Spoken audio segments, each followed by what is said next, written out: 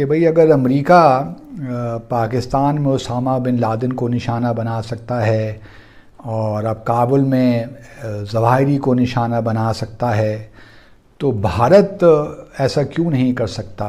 पाकिस्तान में जो वांटेड लोग हैं भारत में, उनके ख़िलाफ़ क्यों हम एक्शन नहीं ले सकते?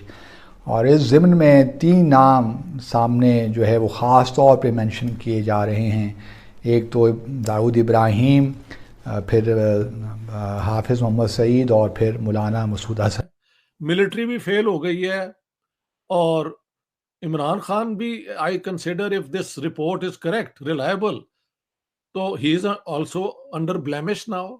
सो who is not corrupt and who is? Imran Khan ने तो इंडिया के साथ कॉन्फ्रंटेशन को एक अपना ईमान बना लिया था और सारी दुनिया के साथ झगड़ा, इस्लामोफोबिया, ये वो, this is nonsense. Project Afghanistan है, इसने हमें फेल कर दिया, सिंपल सी बात है। हम इसमें बड़े शादियानी है, ढोल बजान रहे, बड़े नारे मारन रहे, उसने हमें फेल कर दिया है। वो रोजाना वो जब इंटरनेशनल कम्युनिटी वहां से निकली तो हम फारग हो गए। मुझे उस पाकिस्तान मुखालिफ इंडियन मेजर की बात रात को बार बार याद आ रही थी। खान ने आम पाकिस्तानी को गद्दार बना दिया, अपनी फौज के खिलाफ खड़ा कर दिया।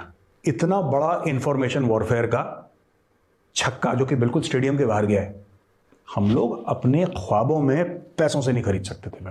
कि दाऊद इब्राहिम की अगर आप बात कर लें, दाऊद इब्राहिम ऑब्वियसली 90s वगैरह में कुछ बॉम्ब ब्लास्ट हुए तो ही इज़ वांटेड, लेकिन क्या आपको किस यकीन के साथ आप कह सकते हैं कि दाऊद इब्राहिम पाकिस्तान में मौजूद है? क्योंकि बहुत सी रिपोर्ट्स ये सजेस्ट करती हैं कि उसको दुबई में देखा गया है। तो पहले तो आप यूएई की हुकूमत को राब्ता कायम कीजिए और मालूम कीजिए कोई वहाँ तो नहीं है। उसके बाद फिर अगर पाकिस्तान में आप टारगेट करना चाहते हैं तो फिर आपके पास तो बड़ी प्रिसाइज इन्फॉर्मेशन होनी चाहिए। वो आज तक आप प्रोवाइड नहीं कर सके किसी को भी। इसी तरह हाफिज़ मोहम्मद सईद हैं, वो तो ऑलरेडी जेल में हैं। अब जेल में आपने क्या टारगेट उनको करना है? वो तो जो सज़ा उनको मिली उसको भुगत रहे हैं। इसी तरह मौलाना मसूद अज़हर के बारे में तो मुझे ज़ाती तौर पे नहीं मालूम, लेकिन कहाँ आप उसको। मिलिट्री भी फेल हो गई है और इमरान खान भी, I consider if this report is correct, reliable, तो he is also under blemish now. So who is not corrupt and who is? Imran Khan ने तो इंडिया के साथ कॉन्फ्रंटेशन को एक अपना ईमान बना लिया था और सारी दुनिया के साथ झगड़ा, इस्लामोफोबिया, ये वो, दिस इज नॉनसेंस।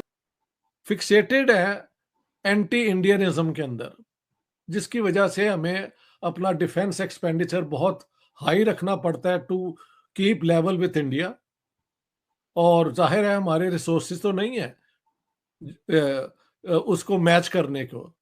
तो दुनिया में तरीका ये है कि आप अमन की तरफ चलें ताकि इस किस्म का एक्सपेंडिचर जो है आपका, इंडिया को ब्लॉक करने से हमें तो ज्यादा, हमें उनको नुकसान भी हो रहा होगा यकीनन, लेकिन वो अफोर्ड कर सकते हैं, आप नहीं कर सकते। आप तो बैंकरप्ट हो चुके हुए हैं। ट्रेड पे इतना ज्यादा पाबंदी है कि कोई, यार देखो एग्जांपल बार बार हमको वही देने पड़ते हैं। चाइना इंडिया की अभी थोड़ी बॉर्डर हुई है नहीं और अभी तक बड़ी टेंशन है, लेकिन ट्रेड उनकी 100 बिलियन से 125 बिलियन हो गई है।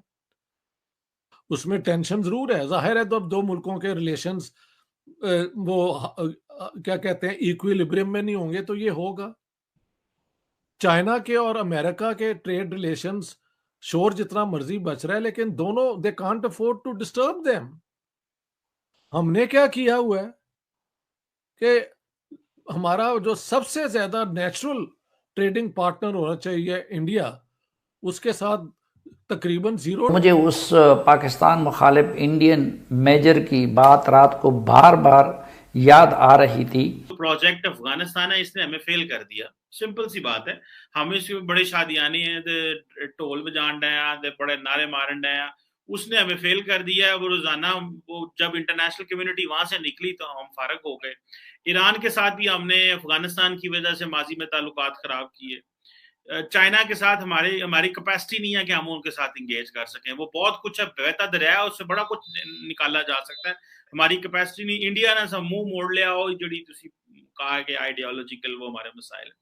एनी हो, अब यहाँ पे हम पहुंच गए, सियासतदान एक टेबल पे बैठने को तैयार नहीं है, एस्टैब्लिशमेंट की लिवरेज नहीं है, और मुल्क जो है वो एस्टैब्लिशमेंट ऐसे पकड़ा हुआ था, ऐसे जिन्हों कहते हैं ना स्ट्रिंग्स ना खींचन डैसन, उन्होंने स्ट्रिंग्स छोड़ी है तो हर चीज ड्रम करके नीचे गिर गया। इतना कमजोर निजाम था। मतलब इमरान खान साहब के बकौल, डॉक्टर साहब इमरान खान के बकौल जब मैंने कानून साजी करनी होती तो हमें एजेंसियों को फोन करने पड़ते थे।